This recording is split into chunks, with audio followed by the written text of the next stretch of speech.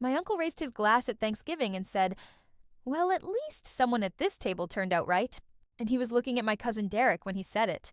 And everyone laughed. And I was sitting 3 seats away, having heard some version of that comparison my entire life. And my phone buzzed in my pocket, and I looked down because I had been waiting for that notification for 6 weeks. And the screen said, "Your ancestry results are ready." And I excused myself from the table and went to the bathroom and sat on the edge of the tub and opened the app and read what it said. And I sat there for 4 minutes in complete stillness. And then I went back to the table and I sat down and I picked up my fork and I finished my dinner. And I did not say a single word about what I had just read. And 3 weeks later, I called my mother and I said, "Mom, I need to tell you something." And she said, "What is it?" And I said, "I got my DNA results back." And she went so quiet, I thought the call had dropped. Hi, everyone. Welcome back. And I want to say up front that this story goes somewhere I did not expect when I started it. And it is not really about revenge in the way that word usually sounds. It is about what happens when a piece of information arrives that reframes everything you thought you understood about yourself and your family simultaneously. And I have been sitting with it for several months before feeling ready to talk about it here.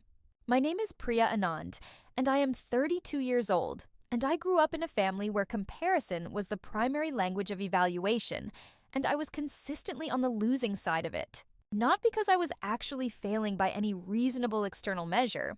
I have a master's degree, I run a small but genuinely sustainable nonprofit, I have built a life I am proud of. But because my cousin Derek, who is 3 years older than me, had followed a path my family considered more legible. He became a physician. He bought an early house. He married someone from a family my relatives approved of.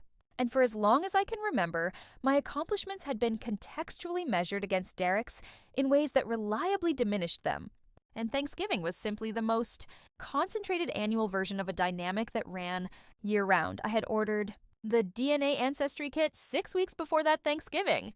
Dinner out of genuine curiosity rather than any expectation of finding something significant. And the timing of the results arriving during dinner was completely coincidental. And I want to be honest about that because the story is more interesting for being unplanned. And what I found in those results, sitting on the edge of my aunt's bathtub while my family ate sweet potato casserole in the next room, was a match list that included a first-degree relative I had never heard of. Someone the app categorized with high confidence as a half-sibling, a name I did not recognize, a person apparently living in a different state who had also submitted a DNA sample, and that result, combined with the ancestry percentages which showed a notable divergence from the paternal heritage I had always been told was mine, suggested something about my biological father that I had not been prepared to encounter on a Tuesday evening in November in my aunt's bathroom. I went back to the table and finished dinner, and I said nothing. And I want to explain why I chose to say nothing that evening. Because it would have been very easy to walk back in and drop what I had just read into that room. And I did not. And the reason I did not is that the information I had just received was not a weapon, and I did not want to use it that way. It was a question, one that required an honest conversation with my mother before it could become anything else. And using it at a dinner table where my uncle had just made a toast about who had and had not turned out right would have been, in my opinion, the cheapest possible use of something that deserved to be handled with more care. 3 weeks later, I called my mother and I told her I had received my DNA results and that there was a high-confidence half-sibling match in the results, and that the paternal ancestry percentages did not match what I had always understood about our family background, and I said, "I am not calling to accuse you of anything. I am calling because I want to understand what this means, and I think only you can help me understand it." And my mother was quiet for a long time, longer than any silence I had experienced with her in 32 years. And then she said, "Priya, I need to tell you something I should have told you a long time ago." And she did. And the conversation lasted 2 hours and covered things I am not going to share in full detail here because they belong to her as much as to me. But the short version is that the man who raised me was not my biological father. And my mother had made a decision 32 years ago that she had carried quietly ever since.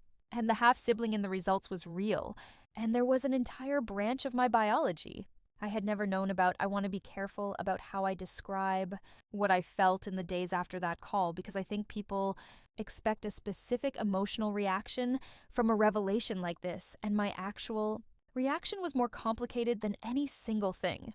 It was grief and curiosity and a strange kind of relief all at once. Grief because something I had understood about my origins turned out to be different than I thought. Curiosity because there was a person in the results who shared half my biology and who I had never met.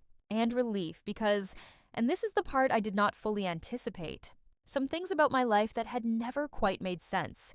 Things about why I sometimes felt like an outsider in my own family, why certain comparisons never felt like they were comparing equivalent things, began to feel less like personal failures and more like the natural consequence of a context I had not been given.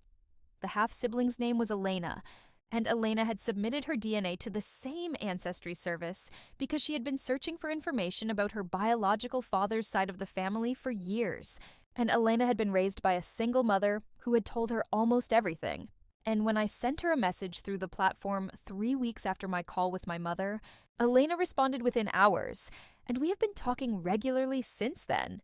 And I want to say clearly that Elena is one of the most grounding people I have encountered in years, and that whatever complicated circumstances produced our connection, the connection itself has been genuinely good. I did not go back to Thanksgiving the following year with an announcement. I did not send a family email. I did not engineer a dramatic reveal for an audience. And I want to explain why, because I think this is the part of the story people might find least satisfying, which is that I decided the information was mine and I was not obligated to share it with the relatives who had spent years measuring me against a cousin at a dinner table. Because the information did not change who I am or what I have built, and it did not need their reaction to be real. And I told my mother I was not angry with her, but that I needed some distance while I processed everything. And I told the man who raised me, who knew some version of the truth and had loved me anyway for 32 years, that I understood more now than I did before, and that the love was still real regardless of biology. And he cried, and that conversation mattered more to me than any Thanksgiving dinner ever has. The uncle who raised his glass and said at least someone at this table turned out right does not know any of this.